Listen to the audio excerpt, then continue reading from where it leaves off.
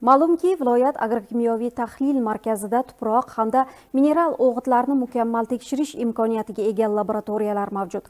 Jarayonda qishloq xo'jaligi ekinlaridan yuqori va sifatli hosil olish maqsadida tuproq hamda mineral o'g'itlar tahlili muntazam ravishda amalga oshiriladi. Muxbirimizning hozirgi lavhasi shu haqda.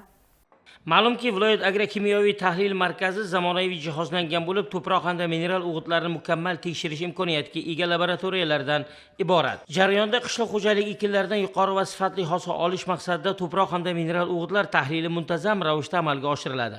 Markaz mutaxassislari tomonidan to'proq tarkibidagi ozuqa elementlari, gumus miqdori, sho'rlanish darajasi laboratoriya sharoitida aniqlanadi.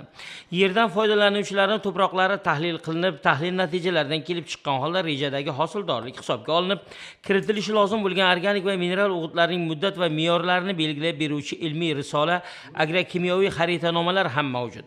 Shuningdek, mineral o'g'itlarning kimyoviy tarkibi, sifati va standart talablarga muvofiqligi tekshiriladi. O'tkazilgan tahlillar natijasida fermer va dehqon xo'jaliklariga ilmiy asoslangan tavsiyalar berilib, ekinlarga zarur bo'lgan o'g'it me'yorlari belgilab beriladi. Tuproqning tabiiy unumdorligi qay darajada ta'minlangan va rejadagi hosilni olish uchun qancha miqdordagi organik va mineral o'g'itlarni kiritishini bizlar ilmiy asoslab beramiz. Hozirgi kunda biz fermerlar bilan har 4 yilda bir marta tuproq namunalarini olib, agrokimyoviy xaritanoma ishlab beramiz. Bu agrokimyoviy xaritanomamiz ishlangandan so'ng hozirgi kunda fermerlar tarafidan bizni agrokimyoviy xaritanomamizdan foydalangan holda faoliyat yuritgandan so'ng rejadagi hosil kutilgandan ham yuqori olayotgani kuzatilmoqda. Ilmiy asosga berganimizga qarab qo'llasagina rejadagi hosilni oladi. Yana bir tarafdan agar ba'zi fermerlarimiz ko'p mineral o'g'it bersam ko'p hosil olaman deydi. U noto'g'ri tushuncha bo'ladi. Agar ortiqcha o'g'it zahardir hisoblanadi. Tuproqlar yosh bolaga o'xshaydi. Qancha moddani qancha miqdorda bersak, u e'tirozlarsiz qabul qiladi. Ana o'shani oldini olish maqsadida bizning asosiy vazifamiz. Ortiqcha o'g'it zahardir. Bu birinchidan tuproqning ekologik muhitini buzib yuboradi, struktura qatlamini buzib yuboradi. Ikkinchidan iqtisodiy zarar.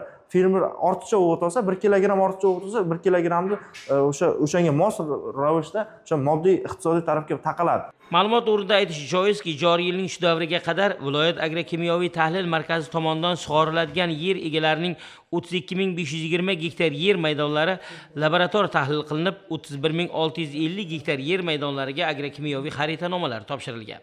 Mineral o'g'itlar bo'yicha 7 ta shartnoma tuzilib, jami 26 ta mineral o'g'it tahlil qilingan. Shundan 20 tasi azotli, 6 tasi fosforli mineral o'g'itlarni tashkil qiladi. Viloyat bo'yicha 34 ta mahalla fuqarolari yig'inlaridagi xonadon yer egalarining 1970 ta shaxsiy tomorqasidan to'proq namunalari olinib, tahlil ishlari amalga oshirilib, tegishli xulosalar berilgan.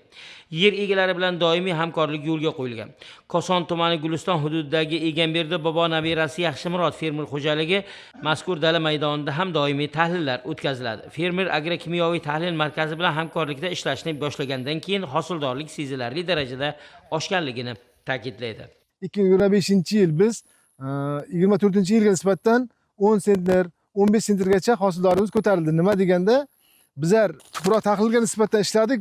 Bizda o'sha natijasida hosildorimiz oshdi. Oldinlari biz shunday qo'llagandikki, bir xil har bir konturimizga bir xil me'yorda 700 kilodan 800 kilogacha bizlar mineral o'g'itni berardik. Endichi biz qaysidir yerimizga kamroq, qaysidir yerimizga ko'proq berish kerakligini bilib, shunga nisbatan mineral o'g'it berdik va bu yerda 220-200 kilogacha biz mineral o'g'itni iqtisod qildik birinchidan. Bu degani 1 gektarga 700 ming pul iqtisod degani. Men 53 gektar yerim bor.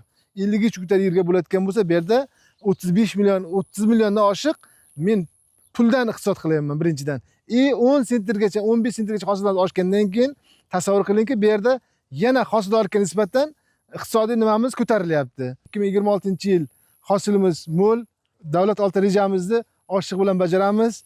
Darvoqe, agrokimyoviy tahlillar yer unumdorligini saqlash, o'g'itlardan samarali foydalanish hamda atrof muhit muhofazasini ta'minlashda muhim ahamiyat kasb etadi.